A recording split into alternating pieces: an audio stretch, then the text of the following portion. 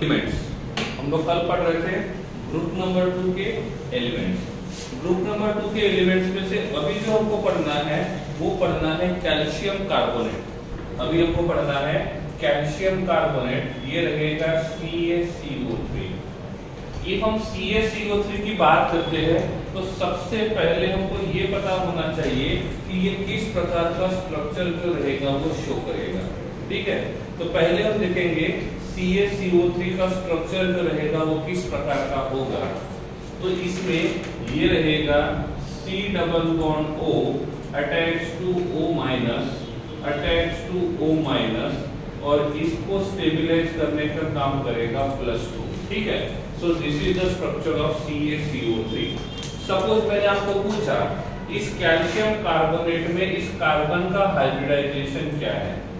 Suppose मैंने पूछा इस कैल्शियम कार्बोनेट में कार्बन का हाइब्रिडाइजेशन स्टेट क्या रहेगा, तो आप मुझे बता सकते हो इस कार्बन का हाइब्रिडाइजेशन स्टेट क्या रहेगा। वो कैसा पता चलेगा, इस कार्बन के पास 1 सिग्मा 2 सिग्मा 3 सिग्मा और एक पाई बॉन्ड है। तो इस कार्बन के पास नंबर ऑफ सिग्मा बॉन्ड 3 है और कार्बन के पास लोन पेयर नहीं है, तो इसका जो हाइब्रिडाइजेशन रहेगा दैट विल बी sp2। तो इस कार्बन का जो हाइब्रिडाइजेशन स्टेट रहेगा वो होना चाहिए sp2। ठीक है, नेटवर्क में थोड़ा सा इश्यू है तो बीच बीच में लैग होते रहेगा, after some time after some seconds वो क्लियर हो जाएगा। ठीक है, तो अब यहाँ पे क्या करेंगे, हम लोग इस कैल्शियम कार्बोनेट को प्रिपेयर करेंगे, और कैल्शियम कार्बोनेट को प्रिपेयर करने के लिए पहले हम यूज करते हैं CaOH/2 को। इसको यूज करेंगे CaOH/2 को, और इसका रिएक्शन हम करते हैं H2O के साथ। इसके साथ करेंगे, सॉरी, इसका रिएक्शन करते हैं हम CO2 के साथ। तो इसका रिएक्शन करेंगे CO2 के साथ, तो यहाँ पे जो हमको प्रोडक्ट मिलता है दैट विल बी CaCO3, और यहाँ पे मिलेगा H2O। तो इस प्रकार से हम फर्स्ट टाइम क्या करेंगे, CaOH/2 को हम लोग यूज करेंगे। सो this is the first preparation method of calcium carbonate. ठीक है, हमने इसका नाम क्या होता है वो देखा था, इसको हमने कैल्शियम हाइड्रोक्साइड बोला था। क्या बोला था, कैल्शियम हाइड्रोक्साइड। और इस प्रकार से यहाँ पे हमने कैल्शियम हाइड्रोक्साइड को यूज करके इसको हमने यहाँ पे प्रोड्यूस किया था। सपोज मैं बोलता हूँ मेरे पास Cl2 है, क्या होता है मेरे पास CaCl2, और CaCl2 का रिएक्शन मैं Na2CO3 के साथ करता हूं तो क्या होगा। ठीक है, तो सबसे पहले हमको यह समझना पड़ेगा कि यहाँ पे CaCl2 क्या है। CaCl2 जो है इसका डीकम्पोजिशन करेंगे तो it is converted into Cl+2, साथ में यहाँ पे मिलेगा Cl-1 एंड Cl-1। तो कैल्शियम मेटल है and chlorine is a non metal, तो कैल्शियम जो रहेगा वो इलेक्ट्रॉन को लूज करेगा, क्लोरीन जो रहेगा वो इलेक्ट्रॉन को गेन करेगा। तो Cl having minus charge and calcium having plus charge. दूसरा जो यहाँ पे मॉलिक्यूल है दैट इज Na2CO3, इसका डीकम्पोजिशन करेंगे तो यहाँ पे हमको 2 मोल्स ऑफ Na+ मिलेंगे। क्या मिलेंगे, 2 मोल्स ऑफ Na+, और साथ में रहेगा CO3-2, साथ में रहेगा CO3-2। तो अब क्या होगा, यहाँ पे हम इस Na+ का रिएक्शन Cl के साथ करेंगे, Na+ का रिएक्शन Cl के साथ करेंगे, तो यहाँ पे 2 मोल्स ऑफ NaCl मिलेंगे। अब क्या बचा, यहाँ पे हमारे पास बचा कैल्शियम +2, और यहाँ पे हमारे पास बचा CO3-2। अब मुझे बताओ इस CO3-2 को स्टेबलाइज करने के लिए, इस CO3-2 को स्टेबलाइज करने के लिए कितने मोल्स ऑफ कैल्शियम +2 को यूज करना होगा। इस CO3-2 को न्यूट्रलाइज करने के लिए कितने मोल्स ऑफ Ca+2 को यूज करना पड़ेगा। भले ही वीडियो स्टक हो गया हो, लेकिन जो लिखा मैंने था आप वही से फाइंड करके बता सकते हो। मैं जो बोल रहा हूँ उसकी तरफ ध्यान देना है। यहाँ पे जो Ca+2 है, ये Ca+2 जो रहेगा वो क्या करेगा, CO3-2 को न्यूट्रलाइज करेगा। तो आपको ये बताना है CO3-2 को न्यूट्रलाइज करने के लिए कितने मोल्स ऑफ Ca+2 को यूज करना पड़ेगा। Ca के ऊपर +2 चार्ज है, CO3 के ऊपर -2 चार्ज है। इसका मतलब यहाँ पे जो मोल्स रहेंगे वो रहेंगे 1। कितने मोल्स रहेंगे, 1 मोल्स यहाँ पे रहेंगे। ठीक है, तो इस प्रकार से आप यहाँ पे इस रिएक्शन को सॉल्व कर सकते हो, इस रिएक्शन को आप पूरा कर सकते हो। अब 15 सेकंड में बनाइए अपनी व्हाट्सएप दुकान एकदम फ्री में और सामान भी।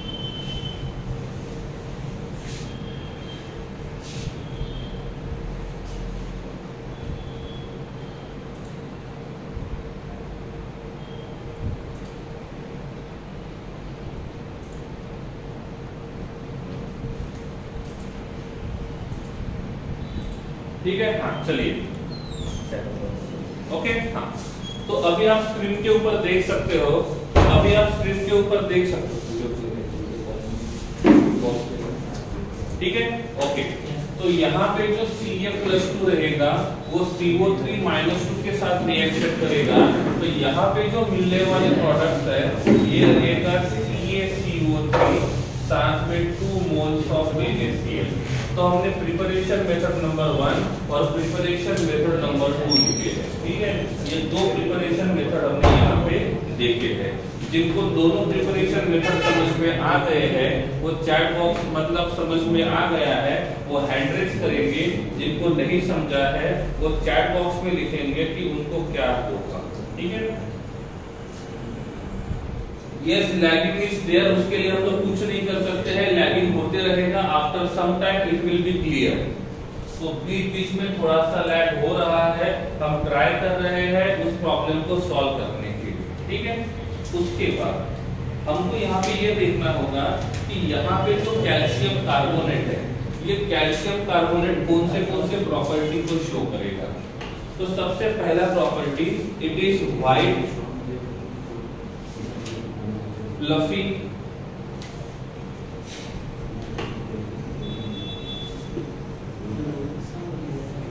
Solid. It is white fluffy solid. तो जो फ्लफ होता है इसके हिसाब से ये क्या करेगा, कलर को शो करेगा।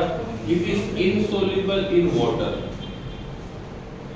It is insoluble in water at low temperature. ठीक है, एट लो टेम्परेचर। तो ये जो रहेगा ये वाटर में इनसोल्युबल रहेगा लो टेम्परेचर पे। इफ हमारे पास यहाँ पे CaCO3 है और इस CaCO3 का हम लोग डीकम्पोजिशन करते हैं, इस CaCO3 का हम लोग डीकम्पोजिशन करेंगे तो यहाँ पे हमको मिलेगा CaO, साथ में हमको मिलेगा CO2। तो इफ हम कैल्शियम कार्बोनेट का डीकम्पोजिशन करेंगे तो हमको CO2 मिलेगा। ये जो कैल्शियम कार्बोनेट होता है उसको यूज किया जाता है मार्बल बनाने के लिए। क्या बनाने के लिए, मार्बल। तो जो मार्बल्स होते हैं इस मार्बल्स को बनाने के लिए उसको यूज किया जाता है। सेकंड थिंग, मेटालर्जी में इसको यूज किया जाता है। कहाँ पे, मेटालर्जी में। अब आप बोलोगे मेटालर्जी का मतलब क्या होता है। मेटालर्जी का मतलब होता है जो ओर होता है या तो जो मिनरल होता है, मिनरल, इस मिनरल से प्योर मेटल बनाना है। क्या बनाना है, प्योर मेटल। तो मिनरल से प्योर मेटल बनाने का जो रिएक्शन होता है, जो प्रोसेस होता है, इस प्रोसेस को बोलते हैं मेटालर्जी। तो ये मेटालर्जी का टॉपिक आपने 9th या 10th में पढ़ा था, जिसमें हम आपने ब्लास्ट फर्नेस के बारे में पढ़ा था। तो जो ब्लास्ट फर्नेस वाला टॉपिक आता है उसको हम बोलते हैं it is a topic related to metallurgy. तो आपके पास कोई भी एक मिनरल है, उस मिनरल में से आपको प्योर मेटल बनाना है और इस मिनरल से प्योर मेटल बनाने का जो प्रोसेस होता है उस प्रोसेस को बोलते हैं मेटालर्जी। तो अब लगता है कि इसका मेटालर्जी में क्या यूज होगा। तो इसका मेटालर्जी में जो यूज होता है वो होता है एज अ फ्लक्स करके, ठीक है। तो मेटालर्जी में हम कैल्शियम कार्बोनेट को यूज करते हैं और इसका जो यूज होता है वो होता है एज अ फ्लक्स करके।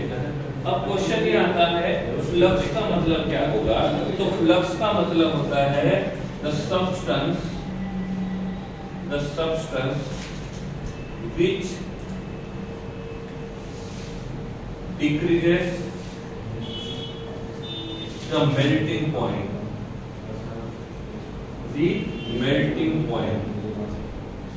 of ore या तो impure metal, ठीक है, या तो मिनरल। तो जो भी मिनरल है उस मिनरल का ओवर का या तो इम्प्योर मेटल का मेल्टिंग पॉइंट कम करने के लिए जिस सब्सटेंस को यूज किया जाता है उस सब्सटेंस को बोलते हैं फ्लक्स। और ये फ्लक्स जो रहेगा वो मेटालर्जी के अंदर हम लोग क्या करते हैं, यूज करते हैं, ठीक है।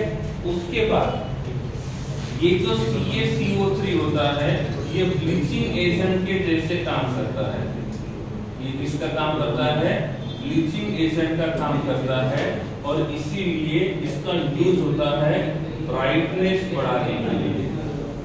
इसका यूज होता है ब्राइटनेस बढ़ाने के लिए। तो जो भी पेपर इंडस्ट्री होती है उस पेपर इंडस्ट्री में जो पेपर का पेज जो है उस पेपर के पेज का जो कलर होता है वो ब्राइट करने के लिए हम कैल्शियम कार्बोनेट को यूज करते हैं। तो यहाँ पे जो कैल्शियम कार्बोनेट रहेगा वो ब्लीचिंग एजेंट का काम करेगा। किसका काम करेगा? ब्लीचिंग एजेंट का काम करेगा। सेकंड थिंग, इसको यूज किया जाता है फिलर्स करके। फिलर्स का मतलब होता है गैप को फिल करने वाला। फिलर्स का मतलब होता है गैप को फिल करने वाला, ठीक है। तो जो कॉस्मेटिक्स होते हैं, कॉस्मेटिक्स में कैल्शियम कार्बोनेट को यूज किया जाता है in the form of fillers. तो जिनके स्किन के ऊपर रिंकल्स आते हैं उन रिंकल्स को छुपाने के लिए रिंकल्स के अंदर इस कैल्शियम कार्बोनेट को यूज किया जाता है। और यहाँ पे जो कैल्शियम कार्बोनेट होता है वो किसका काम करता है? फिलर का काम करता है। तो फिलर का मतलब होता है जो गैप को फिल करने का काम करेगा, गैप को भरने का काम करेगा, ठीक है। उसके बाद यहाँ पे जो कैल्शियम कार्बोनेट है, ये कैल्शियम कार्बोनेट एंटा एसिड का काम करता है। किसका काम करता है? एंटा एसिड का काम करता है। और एंटा एसिड का काम करता है इसका मतलब ये एसिड को न्यूट्रलाइज करने का काम करेगा। एसिड को न्यूट्रलाइज करने का काम करेगा। सपोज मैंने बोला मेरे पास यहाँ पे एक रिएक्शन है CaCO3 का रिएक्शन H2SO4 के साथ करेंगे तो प्रोडक्ट क्या मिलेगा?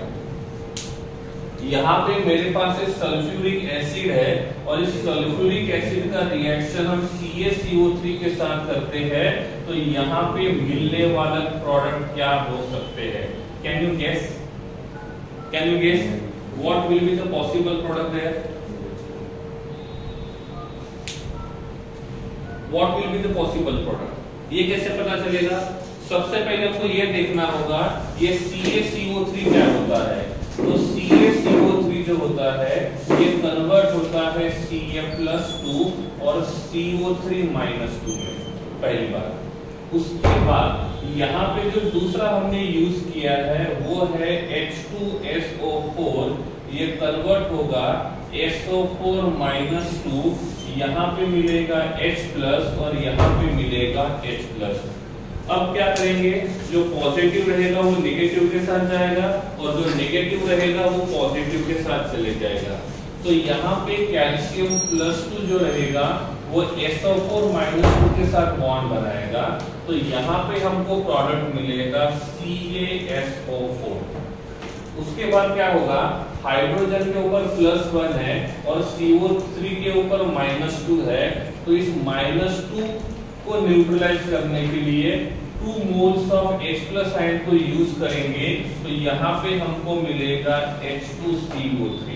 लेकिन एक बात का ध्यान रखना है, यहाँ पे जो H2CO3 होता है, इस H2CO3 में एक ही कार्बन के ऊपर 2 OH ग्रुप होते हैं, और जिसमें एक ही कार्बन के ऊपर 2 OH ग्रुप आते हैं वो वाटर मॉलिक्यूल को रिलीज करेगा, तो ये CO2 प्लस H2O में कन्वर्ट हो जाएगा। ठीक है, तो इस प्रकार से यहाँ पे इस कैल्शियम कार्बोनेट ने एसिड के साथ रिएक्शन किया, ये कैल्शियम कार्बोनेट इस एसिड को न्यूट्रलाइज करेगा, और जब भी कोई मॉलिक्यूल एसिड को न्यूट्रलाइज करने के लिए यूज करते हैं तो उसको हम बोलते हैं एंटा एसिड, या तो हम इसको बोलेंगे एंटी एसिड। तो एंटा एसिड और एंटी एसिड दोनों का मतलब सेम होता है। ठीक है, तो इस प्रकार से हम यहाँ पे कैल्शियम कार्बोनेट को यूज करेंगे। ठीक है, ये है हमारा use number 1, use number 2, use number 3, use number 4, use number 5, use number 6, this is use number 7 and this is use number 8। एक बार देख लो, कुछ डाउट्स है तो नंबर आप भेज सकते हो। नेटवर्क में थोड़ा इश्यू है, बीच बीच में होते रहेगा आप लोगों को, ये डिपेंड करता है कि आपका जो सर्विस प्रोवाइडर नेटवर्क है वो किस प्रकार से है। ठीक है, तो कुल मिला के हमने 8 पॉइंट्स यहाँ पे देखे हैं कि किस प्रकार से ये काम करेगा। 6 वाला समझ में नहीं आएगा। देखो, ब्लीचिंग एजेंट का काम होता है कलर्ड कंपाउंड को कलरलेस कंपाउंड में कन्वर्ट करना। आप कभी किसी स्टेशनरी की दुकान में जाते हो और वहां पे कॉपी खरीदने के लिए जाते हो, तो कॉपी जो होती है लिखने के लिए उनका प्राइस अलग अलग होता है। इसका रीजन ये होता है, कुछ कॉपीज में जो पेज होता है उसका कलर ब्राइट होता है, वो थोड़ी महंगी होती है, लेकिन जिस कॉपी में पेज का कलर जो रहेगा वो डार्क होता है, वो कॉपी जो रहेगी वो थोड़ी सस्ती होती है। ठीक है, तो जिस कॉपी का कलर थोड़ा सा डल है उस पेपर का कलर ब्राइट करने का काम करता है ब्लीचिंग एजेंट।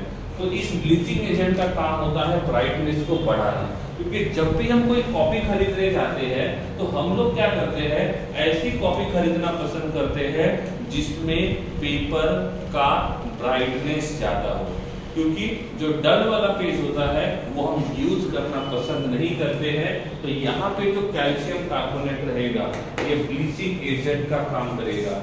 ब्लीचिंग पाउडर अलग है और ब्लीचिंग एजेंट अलग है, ब्लीचिंग पाउडर अलग है और ब्लीचिंग एजेंट अलग है। ठीक है,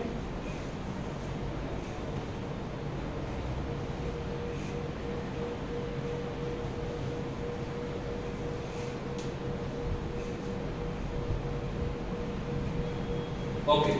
पॉइंट नंबर 5 में क्या लिखा हुआ है, देखो, मिनरल को प्योर मेटल में कन्वर्ट करना है। मिनरल को प्योर मेटल में कन्वर्ट करना है, इस प्रोसेस को बोलेंगे मेटालर्जी। मेटालर्जी में यूज करेंगे HF फ्लक्स करके।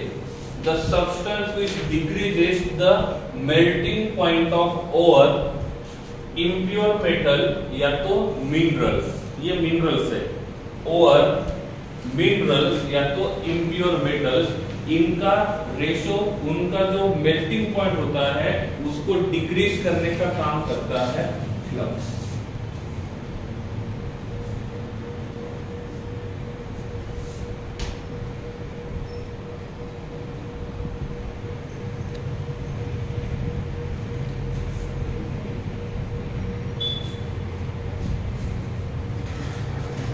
मार्बल के एक साइड से लाइंस पास करते हैं तो दूसरे साइड दिखाई देती है। वैसे आपका क्वेश्चन मुझे प्रॉपर्ली समझ में नहीं आया, बाद में पूछ लेना, ठीक है? ओके, तो ये है कैल्शियम कार्बोनेट के बारे में। सो this is about the calcium carbonate. और कोई दूसरा डाउट है तो पूछ सकते हो, नहीं तो आगे चलते हैं।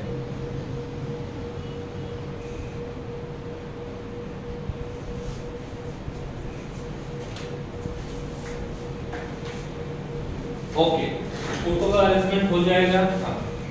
तो this is about calcium carbonate, ठीक है? तो कैल्शियम कार्बोनेट किस प्रकार के प्रॉपर्टी शो करेगा, इसको किस प्रकार से हम यहाँ पे प्रिपेयर करेंगे, ठीक है? ओके, CaSO4 का नाम क्या होगा? CaSO4 का नाम क्या होगा? कोई बता सकता है मुझे? What will be the name of CaSO4? Calcium SO4. Anyone? What will be the name of CaSO4? Anyone? क्या होगा? उसका नाम होगा calcium sulphate. Okay, very good, सही नाम है, सब लोगों का आंसर सही है। अब देखो यहाँ पे जो है हमको देखना है पीओपी के बारे में। किसके बारे में? पीओपी। पीओपी का मतलब क्या होता है? पीओपी का मतलब होता है प्लास्टर ऑफ पेरिस। पीओपी का मतलब होता है प्लास्टर ऑफ पेरिस। अब क्वेश्चन ये आता है यहाँ पे प्लास्टर ऑफ पेरिस क्या है? एग्जांपल के लिए मैं बताता हूँ। यहाँ लिखा मैंने CaSO4 और यहाँ लिखा मैंने CaSO4.2H2। दोनों में फर्क क्या है?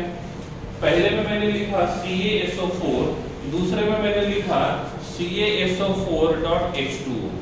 तो इस मॉलिक्यूल में वाटर प्रेजेंट है, इस मॉलिक्यूल में वाटर प्रेजेंट नहीं है। तो जिस मॉलिक्यूल में वाटर प्रेजेंट होता है उसको बोलते हैं हाइड्रस मॉलिक्यूल, और जिस मॉलिक्यूल में वाटर प्रेजेंट नहीं होता है उसको बोलते हैं अनहाइड्रस मॉलिक्यूल। तो हमारे पास यहाँ पे एक जो है वो हाइड्रस मॉलिक्यूल है और दूसरा जो रहेगा वो अनहाइड्रस मॉलिक्यूल है। ठीक है, तो CaSO4 जो है पहला वाला, दिस इज अनहाइड्रस, और दूसरा वाला जो है जहां पे 2 मोल्स ऑफ H2O लिखा है उसको हम बोलेंगे हाइड्रस। ठीक है, अब मैं इसको बोलता हूं कैल्शियम सल्फेट डाइहाइड्रस, बोल सकता हूं calcium sulphate dihydrous. Why it is called as the dihydrous? Dihydrous क्यों बोलेंगे? क्योंकि इसके पास नंबर ऑफ वाटर मॉलिक्यूल कितने हैं? 2 है, और इसके पास वाटर मॉलिक्यूल 2 होने की वजह से हम इसको बोल सकते हैं calcium sulphate dihydrous molecule. So it is dihydrous calcium sulphate. मैंने यहाँ पे यूज किया CaSO4.H2O। इसको क्या बोलूंगा मैं? इसको क्या बोलूंगा? ये वाला जो मॉलिक्यूल लिखा हुआ है CaSO4 और .H2O, इसको क्या बोलेंगे? मोनोहाइड्रस कैल्शियम सल्फेट बोल सकते हैं, बोल सकते हैं। इसको हम बोल सकते हैं मोनोहाइड्रस कैल्शियम सल्फेट। तो पहला वाला जो है वो है डाइहाइड्रस कैल्शियम सल्फेट, दूसरा वाला जो है वो है मोनोहाइड्रस कैल्शियम सल्फेट, और पहला वाला जो है उसको बोलेंगे अनहाइड्रस। तो first is anhydrous and both are the hydrous. Suppose मैंने बोला यहाँ पे मेरे पास CaSO4.half mole of H2, इसको क्या बोल सकते थे? इसको क्या बोलेंगे? इसको क्या बोलेंगे? आपने सही बोला, इसको डाइहाइड्रस कैल्शियम सल्फेट बोलेंगे, इसको मोनोहाइड्रस कैल्शियम सल्फेट बोलेंगे। तो इसको क्या बोलेंगे?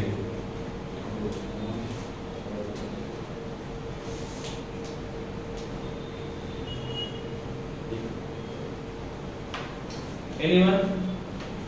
इसको हम बोलेंगे हेमीहाइड्रस, इसको हम बोलेंगे हेमीहाइड्रस। हेमी का मतलब होता है आधा। देखो, एक वाटर रहेगा तो मोनो, 2 रहेगा तो डाई, और हाफ रहेगा तो hemi. So this is hemihydrous, this is monohydrous, this is dihydrous and this is anhydrous. Repeat कर रहा हूं, this is hemihydrous, half water molecule, this is monohydrous, this is dihydrous and this is anhydrous। जिनको ये चारों समझ में आ गए हैं वो हैंड रेस करेंगे, जिनको नहीं समझा है वो अपना डाउट चैट बॉक्स में लिखेंगे।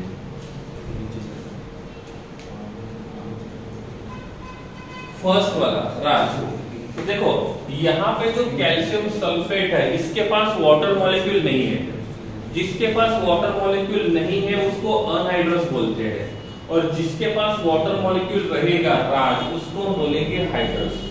ठीक है, और कितने हैं वो भी बताएंगे। यहाँ पे 2 है तो डायहाइड्रस, मोनोहाइड्रस, हेमीहाइड्रस। अब मैंने आपको पूछा इफ मुझे अनहाइड्रस को हाइड्रस में कन्वर्ट करना है तो क्या करना होगा। सपोज मैंने आपको पूछा मेरे पास अनहाइड्रस है, उसको हाइड्रस में कन्वर्ट करना है, डायहाइड्रस में कन्वर्ट करना है, तो क्या करेंगे, क्या करना होगा, कौन सी प्रोसेस हम वहां पे कर सकते हैं। ओके, पहला आंसर तो सही है, एडिशन ऑफ मॉलिक्यूल। ओके ठीक है, that's okay. How many moles of water molecule should be there. तो एक मुझे इसको इसमें कन्वर्ट करना है तो +2 मोल्स ऑफ H2O ऐड करेंगे। यस और नो, सही है। ओके, सपोज मुझे इसको इसमें कन्वर्ट करना है तो क्या करेंगे, क्या करेंगे, इस अनहाइड्रस को मोनोहाइड्रस में कन्वर्ट करना है तो क्या करेंगे, हम एडिशन करेंगे 1 मोल ऑफ H2O का। क्या करेंगे, 1 मोल ऑफ H2O का। सपोज मैंने बोला मुझे इसको इसमें कन्वर्ट करना है तो क्या करेंगे, इस हेवी हाइड्रस को मोनोहाइड्रस में कन्वर्ट करना है, इस हेवी हाइड्रस को मोनोहाइड्रस में कन्वर्ट करना है तो क्या करेंगे, इसमें से हम हाफ मोल ऑफ वाटर को रिमूव करेंगे। क्या करेंगे, हाफ मोल ऑफ वाटर को रिमूव करेंगे। तो जब वाटर को रिमूव करना होता है उस टाइम पे हम हीट करेंगे, सही है ना। जब भी हमको वाटर को रिमूव करना होता है तो हम हीटिंग करना पसंद करेंगे। तो इफ हम यहाँ पे हल्का सा हीटिंग करेंगे तो ये हेवी हाइड्रस जो रहेगा, सॉरी नहीं, हेवी हाइड्रस को हाइड्रस में कन्वर्ट करना है तो हाफ मोल ऑफ वाटर को ऐड करना पड़ेगा। सॉरी दैट वाज मिस्टेक, वहां पे हम लोग वाटर को ऐड करेंगे, वाटर को रिमूव नहीं करेंगे। ठीक है, आफ्टर दैट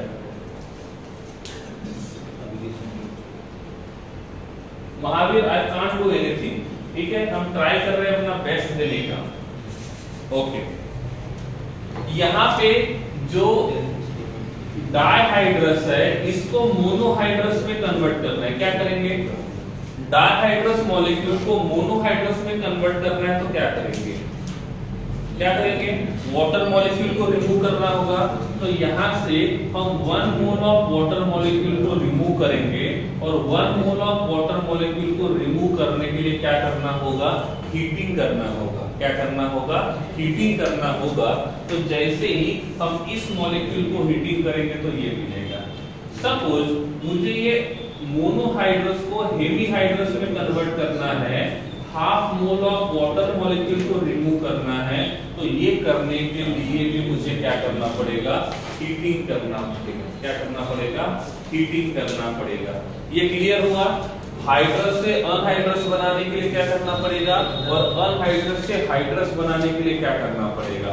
हाइड्रस मॉलिक्यूल है उसको अनहाइड्रस में कन्वर्ट करना है तो हीटिंग करेंगे, अनहाइड्रस को हाइड्रस में कन्वर्ट करना है तो वाटर मॉलिक्यूल को ऐड करेंगे। दैट इज सिंपल बात। ठीक है, अब एक बार देख लो इसको।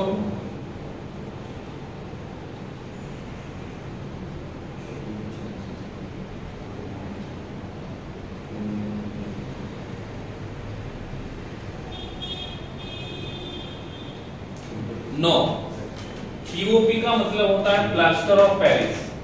पीओपी का मतलब होता है प्लास्टर ऑफ पेरिस। अब यहाँ पे जो प्लास्टर ऑफ पेरिस है, इस प्लास्टर ऑफ पेरिस का फॉर्मूला आता है नंबर 1। यहाँ पे हम देखेंगे उसका फॉर्मूला ये होता है CaSO4 dot half mole of H2O। सो किसी ने पूछा what is plaster of Paris, तो हम क्या बोलेंगे, हम उसको बोलेंगे plaster of Paris is a hemihydrous molecule of calcium sulfate। तो फिर ये पूछा जाता है इस hemihydrous of calcium sulfate जिसको आप प्लास्टर ऑफ पेरिस बोलते हो, इसको बनाओगे कहाँ से। तो इसको बनाने के लिए हम यूज करते हैं CaSO4 dot 2 moles of H2O। ये हेमीहाइड्रस है, ये डायहाइड्रस है। अब क्या करना है, इस डायहाइड्रस को हेमीहाइड्रस में कन्वर्ट करना है। तो डायहाइड्रस को हेमीहाइड्रस में कन्वर्ट करने के लिए क्या करेंगे, क्या करेंगे, हीटिंग करेंगे। अब हीटिंग दो तरीके से होगी।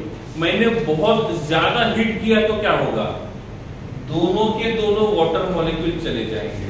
तो इफ हम बहुत ज्यादा हीट करते हैं तो यहाँ पे मिलने वाला जो प्रोडक्ट रहेगा वो रहेगा CaSO4। और इफ हम थोड़ा कम हीट करते हैं तो कंप्लीट वाटर मॉलिक्यूल नहीं जाएंगे, इसमें से कुछ वाटर मॉलिक्यूल निकल जाएंगे और कुछ water molecule as it is रहेंगे। तो यहाँ पे हम लोग लार्ज हीटिंग करते हैं या तो हाई हीटिंग करते हैं। हाई हीटिंग करेंगे तो अनहाइड्रस मॉलिक्यूल मिलेगा, और हम यहाँ पे लो हीटिंग करते हैं तो हमको हेमीहाइड्रस मिलेगा। यहाँ पे जो ये डायहाइड्रस मॉलिक्यूल होता है इसको बोलते हैं जिप्सम, इसको बोलते हैं जिप्सम। तो ये जो डायहाइड्रस मॉलिक्यूल है दैट इज जिप्सम, और ये जो जिप्सम है उसको यूज करके हम प्लास्टर ऑफ पेरिस को बनाते हैं। और इसीलिए यहाँ पे जो टेम्परेचर होता है दिस इज 393 केल्विन। कितना होता है, 393 केल्विन। तो इफ हम इस जिप्सम को, ये जिप्सम जो होता है ये बहुत हार्ड होता है, जिप्सम जो रहेगा ये बहुत हार्ड रहेगा। और यहाँ पे जो पीओपी जो रहेगा ये नॉर्मली पाउडर फॉर्म में यूज किया जाता है, इसमें यूज किया जाता है पाउडर फॉर्म में। हमने ये तो देखा कि जिप्सम को पीओपी में कैसे कन्वर्ट करेंगे। अब हम पीओपी को जिप्सम में कन्वर्ट कर सकते हैं। तो पीओपी को जिप्सम में कन्वर्ट करने के लिए क्या करना पड़ेगा, पीओपी को जिप्सम में कन्वर्ट करने के लिए यहाँ पे हमको वाटर मॉलिक्यूल को ऐड करना होगा। यहाँ पे हमको वाटर मॉलिक्यूल को ऐड करना होगा। सपोज हम टेम्परेचर जो रहेगा वो 437 से ज्यादा है, temperature will be greater than 437 kelvin से ज्यादा है, तो यहाँ पे ये कंप्लीटली वाटर मॉलिक्यूल रिलीज करेगा।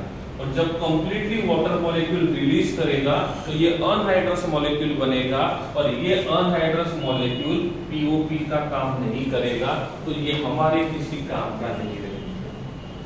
ठीक है। अब यहाँ पे जो पीओपी है ये पाउडर फॉर्म में है।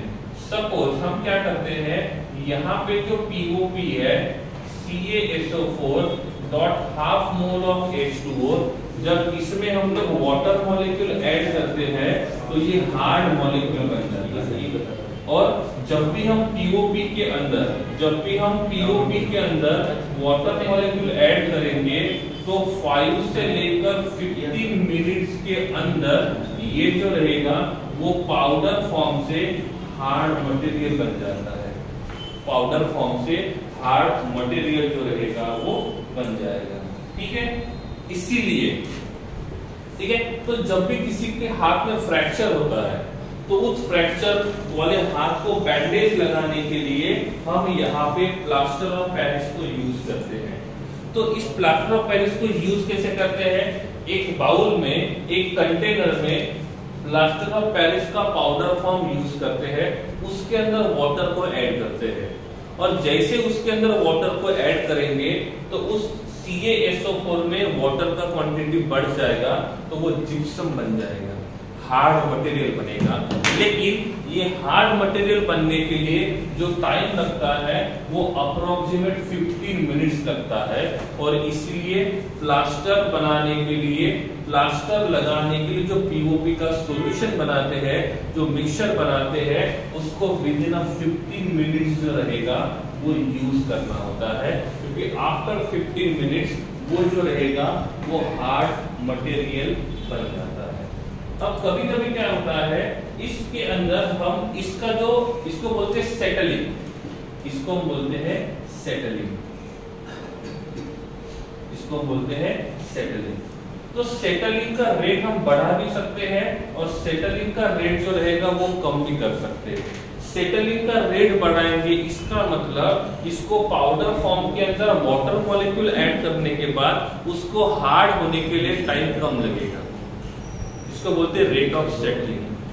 सपोज हमको उसका सेटलिंग होने का रेट कम करना है तो क्या करेंगे, यहाँ पे हम लोग डिफरेंट सब्सटेंस को ऐड कर सकते हैं, और उन सब्सटेंस को ऐड करने की वजह से यहाँ पे फर्क पड़ता है। पहली बात, इफ हम यहाँ पे NaCl को ऐड करते हैं तो NaCl को ऐड करने की वजह से इसका जो सेटलिंग टाइम है वो डिक्रीज हो जाता है। इसका मतलब ये बहुत जल्दी सेटल हो जाएगा, बहुत जल्दी हार्ड बन जाएगा। लेकिन सपोज हम यहाँ पे एलम को यूज करते हैं या तो हम लोग बोरैक्स को यूज करते हैं, तो इन दोनों को यूज करने की वजह से जो सेटलिंग टाइम जो रहेगा वो बढ़ जाएगा। तो इसमें जो सेटलिंग टाइम रहेगा that will be less than 15 minutes, that will be less than 15 minutes. लेकिन जब हम लोग एलम को यूज करते हैं तो यहाँ पे जो सेटलिंग टाइम रहेगा will be greater than 15 minutes. ठीक है, तो हम यूज के हिसाब से यहाँ पे अलग अलग बात कर सकते हैं। यहाँ पे हम लोग सेटलिंग टाइम को इंक्रीज भी कर सकते हैं या तो हम लोग सेटलिंग टाइम को डिक्रीज भी कर सकते हैं।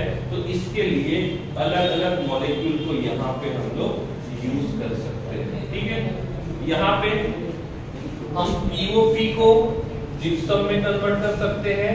जिप्सम जो रहेगा उसको हम लोग यहाँ पे पीओपी में भी कन्वर्ट कर सकते हैं। एलम क्या है? एलम और बोरैक्स आगे हम लोग पढ़ेंगे। एलम का मतलब मैं आपको बता देता हूँ। जब भी बारिश के सीजन में नल का जो पानी आता है उसके अंदर बहुत सारा मडी वाटर होता है, मड होता है। तो उस मड को सेटल करने के लिए हम एलम को यूज करते हैं। उस एलम को हम लोग उस पानी में थोड़ी देर हम लोग मूव करते हैं, तो इससे क्या होता है, वो जो मड होता है वो सेटल हो जाता है। क्या बोलते हैं गुजराती में एलम को? एलम को गुजराती में क्या बोलते हैं? पटकड़ी? हाँ, फटाकड़ी, ऐसा है। ठीक है, हाँ ठीक है। तो ये होता है एलम। तो एलम जो रहेगा वो सेटलिंग करने का टाइम ज्यादा, मतलब आप नए डॉक्टर बनोगे और आपको बैंडेज करना है और उसके लिए टाइम ज्यादा लग रहा है, तो ऐसा ना हो जाए कि ये पीओपी के अंदर वाटर ऐड कर दिए और इसके पहले की बैंडेज बना लो, वो हार्ड हो जाएगा। तो वहां पे क्या करेंगे, बहुत सारा एलम ऐड करेंगे, टाइम बढ़ जाएगा, आराम से बैंडेज करते बैठेंगे। इफ कभी ऐसा हुआ कि आपको बैंडेज बनाने में दिक्कत हो रही है तो उतने टाइम के अंदर ये पीओपी हार्ड बन जाएगा, तो वहां पे बहुत सारा एलम ऐड कर देना, मतलब टाइम बहुत ज्यादा मिलेगा और आप उसको बैंडेज करते जाना। ठीक है, क्लियर है? अब क्वेश्चन ये आता है इस पीओपी का यूज कहां पे करेंगे? तो पीओपी का यूज जो रहेगा वो बोन फ्रैक्चर होता है वहां पे कर सकते हैं, जो डेंटल क्लिनिक होते हैं यहाँ पे कर सकते हैं, या तो जो स्टैचू होते हैं ये स्टैचू बनाने के लिए भी हम पीओपी को यूज करते हैं। ठीक है, सो this is about the POP. मुझे पता है नेटवर्क में थोड़ा इश्यू हो रहा है, बट कोई बात नहीं, आप ट्राई करो, क्लियर हो जाएगा। ठीक है, तो डेंटल मतलब डेंटल में कहाँ पे यूज होता है? डेंटल में जो सिरेमिक का यूज होता है, जैसे डेंटल मतलब, ठीक है। तो दांत का इम्प्लांटेशन करने के टाइम पे इस पीओपी का यूज होता है। पहला यूज तो ये होता है कि वहां पे हम लोग उस दांत का एग्जैक्टली मेजरमेंट लेने के लिए भी इसको यूज कर सकते हैं, कि जहां पे हमको इम्प्लांटेशन करना है दांत का, उसका एग्जैक्टली साइज या वॉल्यूम मेजर करने के लिए हम इसको यूज कर सकते हैं। ठीक है, पॉइंट 1 से लेकर 4 एक बार देख लो।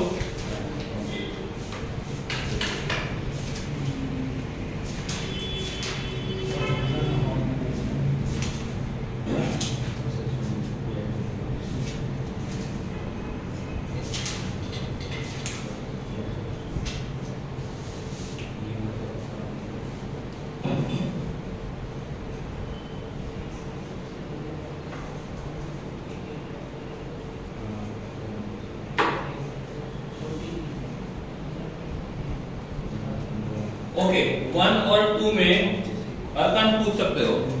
1 और 2 में दोनों प्रोडक्ट पॉसिबल है, ये भी पॉसिबल है, ये भी पॉसिबल है। डिपेंड करता है हमने कितने टेम्परेचर पे हीट किया। इफ टेम्परेचर कम है तो हमको हेवी हाइड्रस मिलेगा, और टेम्परेचर ज्यादा है तो हमको अनहाइड्रस मिलेगा।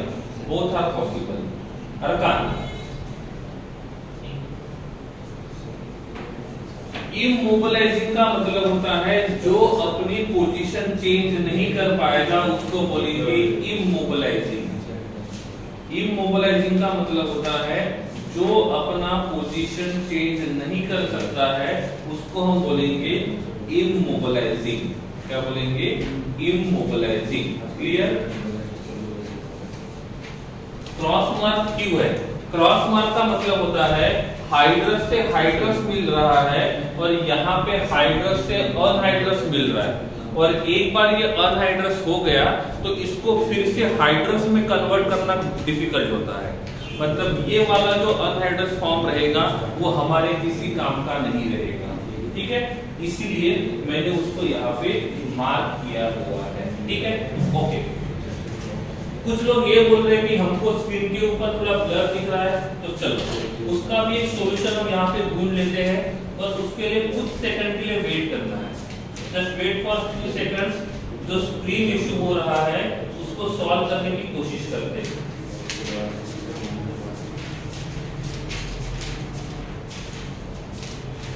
Just wait for few seconds.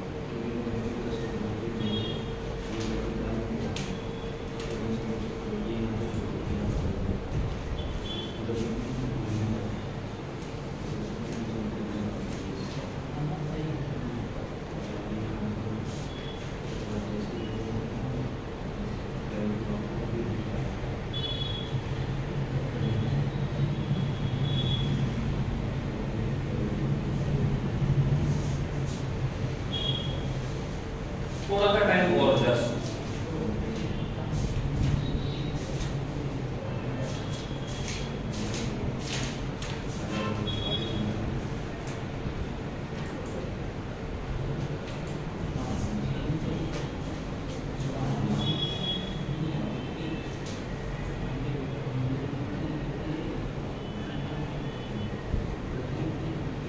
ठीक है, ओके। अभी आप स्क्रीन के ऊपर देख सकते हो। अभी हम नेक्स्ट जो टॉपिक पढ़ेंगे दैट विल बी सीमेंट। ठीक है, तो जो बोर्ड के ऊपर लिखा हुआ है वो आपको दिखाई नहीं देता है, तो हम यहाँ पे प्रेजेंटेशन शेयर कर रहा हूँ पीपीटी, आप यहाँ से देख सकते हो, और जो भी कोई इश्यू रहेगा उस इश्यू को हम लोग यहाँ से सॉल्व कर सकते हैं। ठीक है, ओके। अब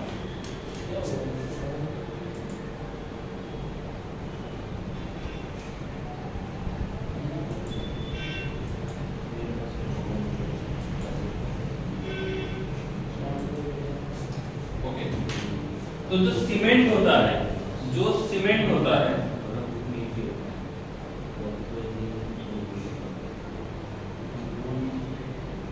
ये सीमेंट सबसे पहले जो है वो पोर्टलैंड इंग्लैंड में मिला था, और इसीलिए पोर्टलैंड सीमेंट भी उसको कहा जाता है। Cement is basically mixture of calcium and aluminium silicate. अब यहाँ पे क्वेश्चन आता है सिलिकेट का मतलब क्या होता है। ठीक है, तो आप बीच बीच में बोर्ड की तरफ ध्यान दे सकते हो। जब मैं आपको बोलूंगा बोर्ड की तरफ ध्यान देना है तो आपको बोर्ड वाला जो वीडियो है या जो विंडो है उसके ऊपर क्लिक करना है, ठीक है। तो यहाँ पे हम देख सकते हैं कि सिलिकेट का वर्ड यूज किया हुआ है। SiO2 इसको बोलते हैं सिलिका, क्या बोलते हैं, सिलिका। और SiO4 -4 को बोलते हैं सिलिकेट, क्या बोलते हैं, सिलिकेट, ठीक है। हम सिलिका का स्ट्रक्चर ड्रॉ करेंगे तो Si डबल बॉन्ड O और सिलिकेट का स्ट्रक्चर ड्रॉ करेंगे Si attach to O minus attach to O minus attach to O minus attach to O minus. तो एक होता है सिलिका और दूसरा होता है सिलिकेट। तो यहाँ पे जिसकी बात की है वो सिलिकेट की बात की है, पर ये वाला जो सिलिकेट है इसके ऊपर ओवरऑल चार्ज नेगेटिव है।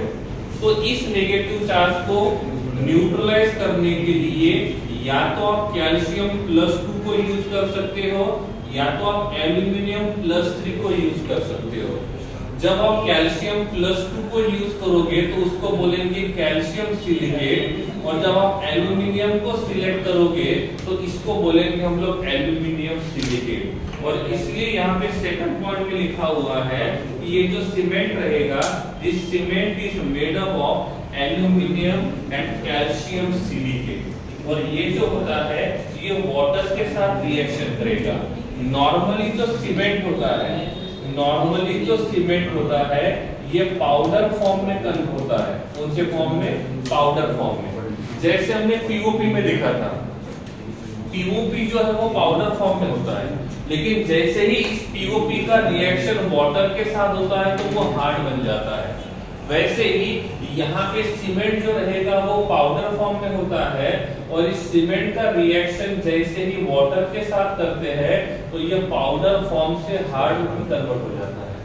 मतलब यहाँ पे पीओपी का सेटलिंग हुआ था, यहाँ पे सीमेंट का सेटलिंग हुआ है।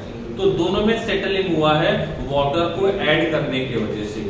पीओपी में वाटर को ऐड किया वो भी हार्ड बन गया, आपने सीमेंट में वाटर को ऐड कर दिया वो भी हार्ड बन गया, ठीक है। तो इस प्रकार से हम यहाँ पे सीमेंट के अंदर वाटर को ऐड करेंगे तो ये हार्ड बन जाएगा। ये जो सीमेंट होता है, इस सीमेंट का कंपोजिशन आपके स्क्रीन के ऊपर लिखा हुआ है। तो इस सीमेंट का अंदर क्या क्या प्रेजेंट हो सकता है? तो सीमेंट के अंदर प्रेजेंट होता है कैल्शियम ऑक्साइड, और ये प्रेजेंट होता है 50 से लेकर 60% के बीच में। SiO2 का मतलब होता है सिलिका। यहाँ पे सिलिका जो रहेगा वो प्रेजेंट रहेगा 20 से लेकर 25%। यहाँ पे Al2O3 एल्यूमिना बोलते हैं, Al2O3 को एल्यूमिना बोलते हैं, ठीक है। तो Al2O3 मैंने यहाँ पे लिखा हुआ है, तो इसको हम बोलेंगे एल्यूमिना। क्या बोलेंगे? एल्यूमिना, ठीक है। आप बोर्ड और प्रेजेंटेशन दोनों विंडो की तरफ ध्यान रखना है।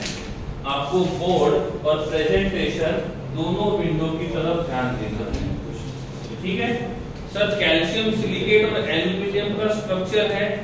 नहीं, देखो ये जो सिलिकेट होता है ना, ये बहुत बड़ा 3D स्ट्रक्चर होता है, और जब ये 3D स्ट्रक्चर बनाएगा तो उसके ऊपर नेगेटिव चार्ज आएगा। जैसे यहाँ पे एक सिलिकेट है, आगे जाके हम लोग पी ब्लॉक एलिमेंट में पढ़ने वाले हो कि सिलिकेट का रियल में स्ट्रक्चर कैसा होगा, ये हम लोग पी ब्लॉक में पढ़ेंगे। तो अभी इसकी तरफ ज्यादा ध्यान नहीं देना है, लेकिन इतना ध्यान रखना है सिलिकेट के ऊपर नेगेटिव चार्ज होता है, और नेगेटिव चार्ज को स्टेबलाइज करने का काम पॉजिटिव चार्ज करेगा, ठीक है। इसका सिलिकेट का क्लियर स्ट्रक्चर हम लोग पी ब्लॉक एलिमेंट में पढ़ेंगे। अब क्वेश्चन ये आता है कि प्रेजेंटेशन की तरफ ध्यान दो, पीपीटी वाले विंडो की तरफ ध्यान देना है। इफ हमको अच्छे क्वालिटी का सीमेंट चाहिए, क्योंकि आजकल हम देखते हैं कि जो भी हम मकान बनाते हैं तो बहुत सारे मकान ऐसे होते हैं जो बनाने के 1 या 2 साल के अंदर घर में क्रैक्स आ जाते हैं। तो इतनी मेहनत से हम लोग लाखों रुपए खर्च करके मकान बनाते हैं और घर में क्रैक्स आते हैं, लेकिन जो पुराने मकान होते हैं वो अभी भी अच्छे हैं। तो उसका रीजन क्या है वो हम आगे देखेंगे। इस सीमेंट के कंपोजिशन का फर्क क्या पड़ेगा। इफ हमको अच्छी क्वालिटी का सीमेंट बनाना है तो उसके अंदर SiO2 का और Al2O3 का जो रेशो रहेगा वो 2.5 से लेकर 4.0 के बीच में होना चाहिए। SiO2 और Al2O3 का जो रेशो रहेगा that will be in between 2.5 to 4.0। साथ में कैल्शियम ऑक्साइड का और Al2O3, SiO2 और Fe2O3 इनका जो रेशियो रहेगा वो 2:1 होना चाहिए।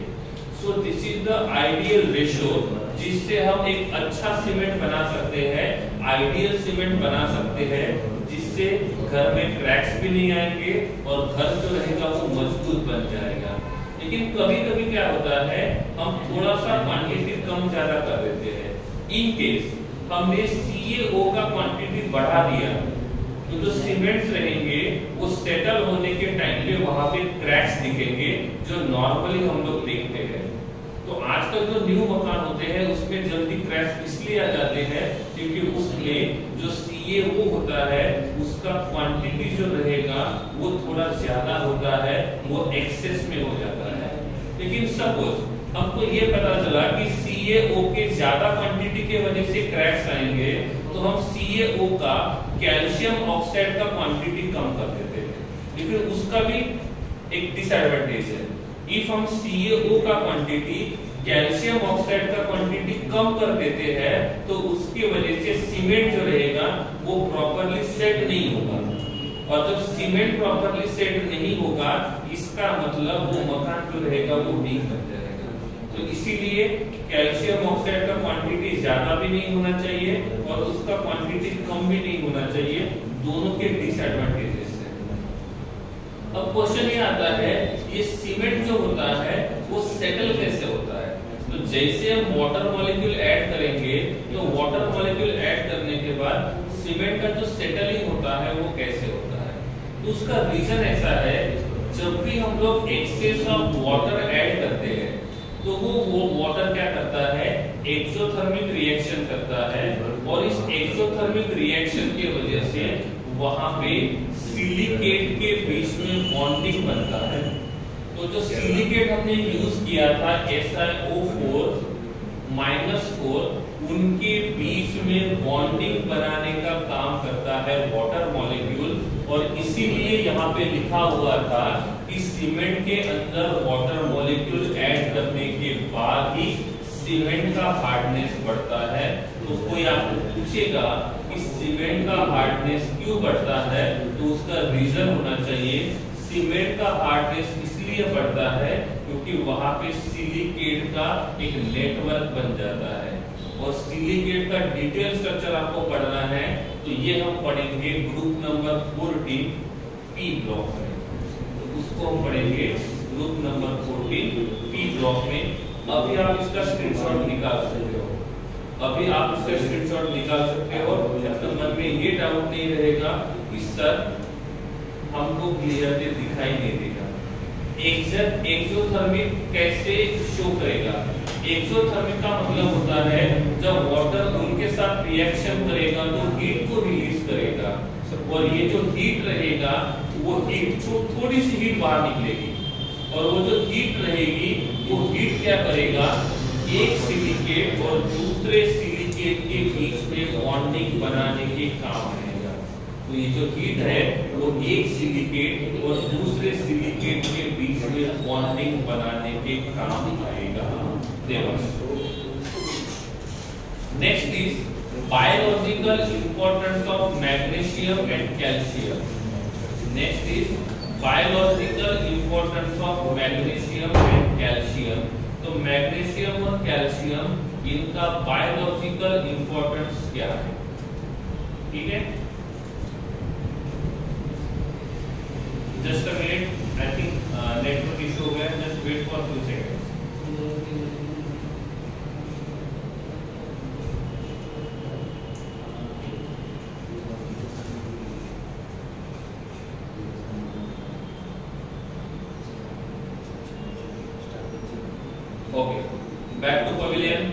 आगे फिर से हम लोग, ठीक है। तो एक नॉर्मल जो ह्यूमन बॉडी होती है, इस ह्यूमन बॉडी के अंदर 25 gram of magnesium and 1200 gram of calcium present होता है। तो हमारे बॉडी के अंदर नॉर्मल क्वांटिटी में देखें तो 25 ग्राम ऑफ मैग्नीशियम और 1200 ग्राम ऑफ कैल्शियम प्रेजेंट होता है। लेकिन डेली रिक्वायरमेंट जो होता है मैग्नीशियम का, वो होता है 200 से लेकर 300 मिलीग्राम। मैग्नीशियम को यूज करते हैं in the form of cofactor. तो जो एंजाइम होते हैं, एंजाइम में से एक होता है कोफैक्टर और दूसरा होता है कोएंजाइम।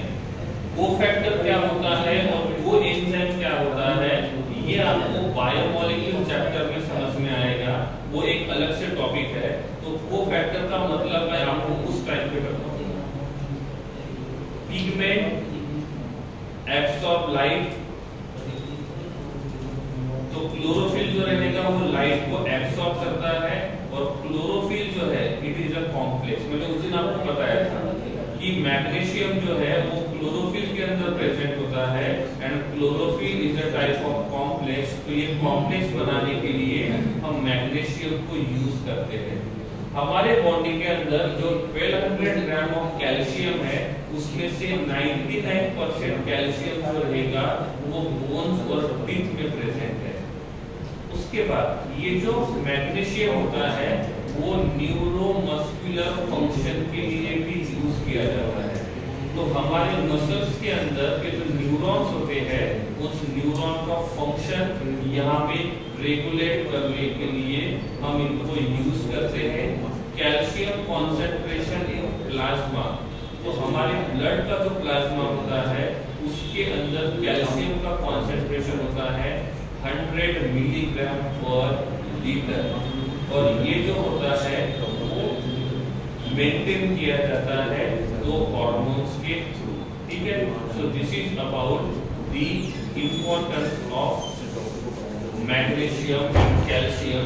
इसका स्क्रीनशॉट ले लो, आप एक बार इसका स्क्रीनशॉट निकाल लो।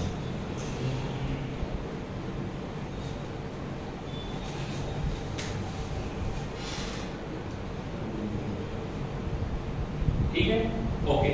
सो this is the end of group number 2। तो एस ब्लॉक एलिमेंट को हम यहीं पे खत्म करते हैं। सो this is the end of S block element.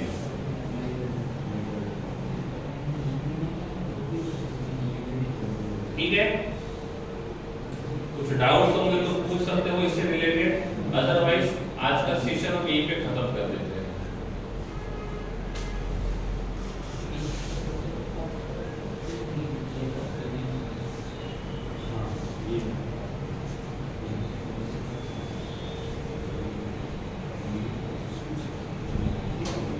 Okay, no doubts, कोई बात नहीं। आज का सेशन यहीं पे खत्म करते हैं। नेक्स्ट वाले क्लास में हम पी ब्लॉक में शुरू करेंगे। आज थोड़ा नेटवर्क इश्यू है, इसलिए हम लोग क्लास को थोड़ा जल्दी खत्म कर रहे हैं ऑन टाइम, अदरवाइज हम 10:30 तक कंटिन्यू कर सकते हैं। ठीक है, तो आज के लिए इतना ही, मिलते हैं नेक्स्ट क्लास में। Thank you.